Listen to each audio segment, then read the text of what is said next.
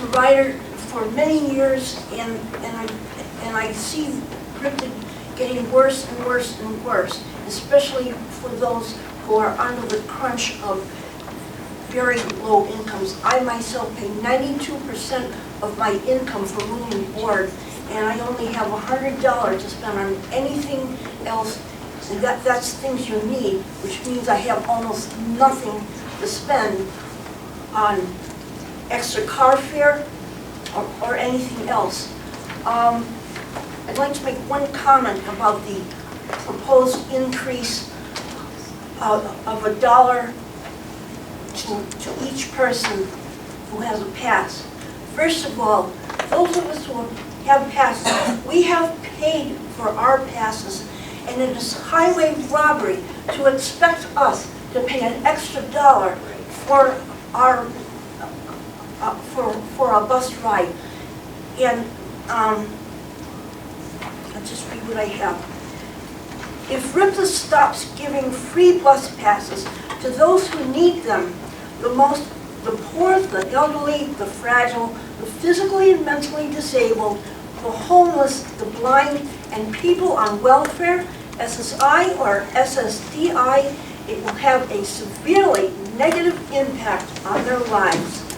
It will become nearly impossible for them to travel to and from work, doctor's appointments, physical therapy, grocery shopping for themselves and their families, daycare centers and schools for their children, and mental health clinics.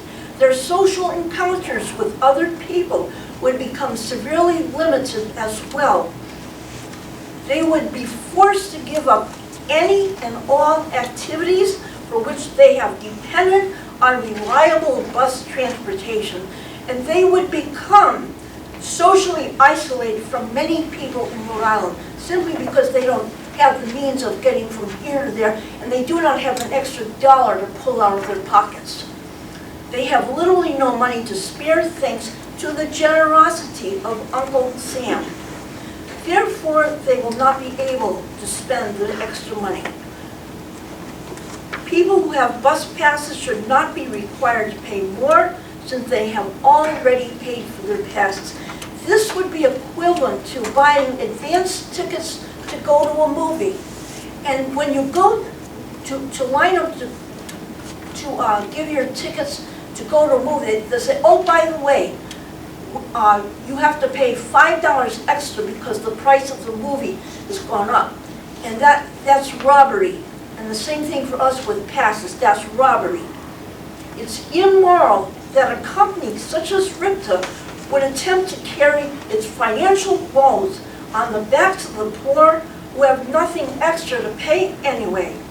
The best solution I can think of is that the state of Rhode Island should provide sufficient funding from state revenues to completely cover the cost of running a bus transportation system for which we can be proud. Other states have done it, so Rhode Island should be able to do it too. If Rhode Island fails to revamp its bus transportation system, there will be an increase of physical and mental afflictions, as well as an increase of visits to the emergency room.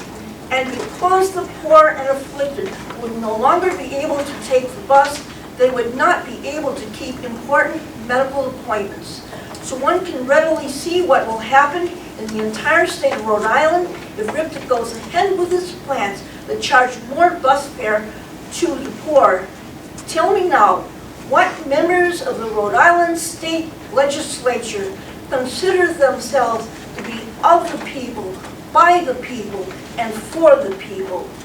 We the people need to be respected and have our dignity restored.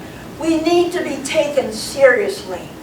Will RIPTA rise to the challenge of providing reasonable and free bus transportation to those who need it the most? Or would RIPTA rather heave its financial woes on the shoulders of the most unfortunate members of the state of Rhode Island, who will surely pay the ultimate price.